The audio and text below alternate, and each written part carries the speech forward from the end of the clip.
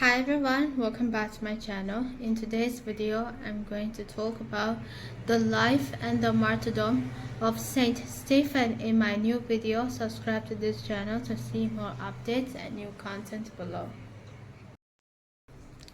Saint Stephen, Christian deacon in Jerusalem and the Christian martyr whose apology before the Sanhedrin, Acts of the Apostles 7, points to a distinct stand of belief in early Christianity.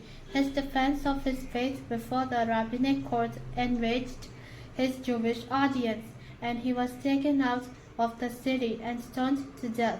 His final words, a prayer of forgiveness for his attackers. Acts of the Apostles 7:60, echo of those of Jesus on the cross, Luke 23-34. Stephen is the patron saint of deacons and stonemasons. His feast day is observed with both religious and secular traditions in a number of countries. The name Stephen is Greek, and chapter 6 of Acts of the Apostles tells us that he was a Hellenist, a foreign-born Jew who spoke Greek. He lived in Jerusalem and had become a Christian. The Hellenist converts, who probably formed a minority in the early Christian community, complained that the care of their elderly widows was neglected by the Hebrew-speaking majority. The apostles presented the matter to the congregation and pleading the press of responsibilities, instructed it to select 7 deacons for this community service.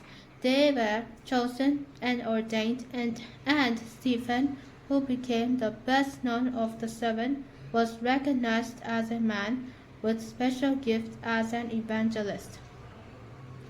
He engaged in religious discussions among the adherents of synagogues of diaspora Jews in the capital. Growth in the number of Jewish converts, including many of the priests, provoked a reaction. He was summoned before the Sanhedrin, the supreme rabbinic court in Jerusalem, and charged with speaking against this holy place and the law. The charge is very general. The report what Stephen stood for. Stephen's response was Jewish in its concerns, and in form it followed Hellenistic rhetorical conventions. Joshua 24:2-14, Acts of the Apostles 3:12-26. Many scholars see a Samaritan connection to Stephen's community, postulating that it may have migrated there when Jerusalem was destroyed in 70 CE.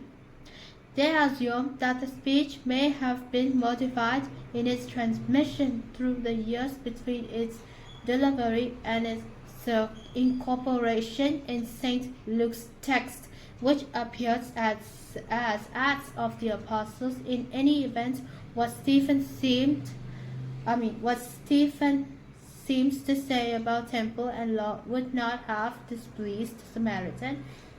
It is probably Stephen's independent and original conviction.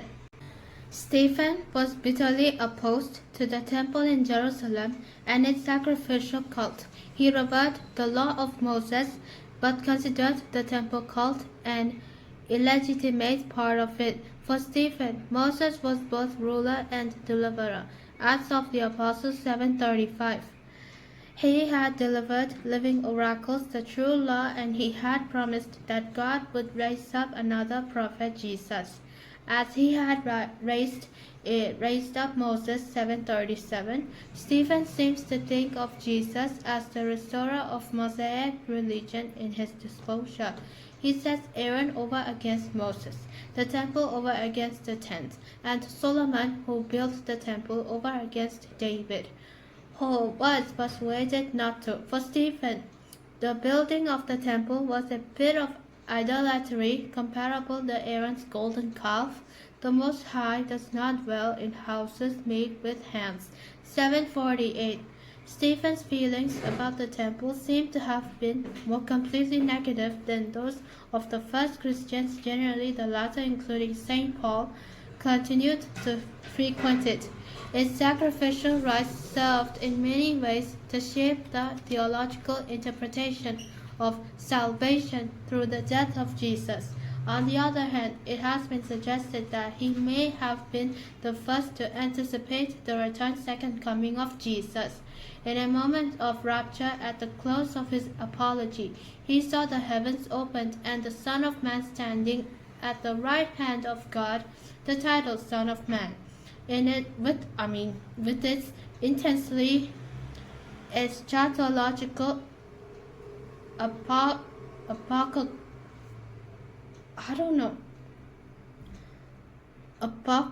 apocalyptic connotations is used in the New Testament only by Jesus himself, with this single exception from the mouth of Stephen.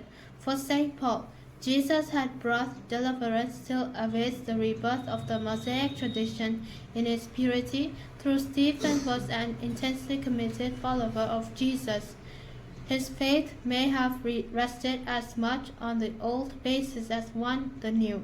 Stephen, to those faith the Pharisee, Saul of Tarsus, assented, spoke for an overwhelmingly Jewish pre-Pauline Christian movement, the precise outlines of which are not easily recoverable because they have been covered by layers of great change.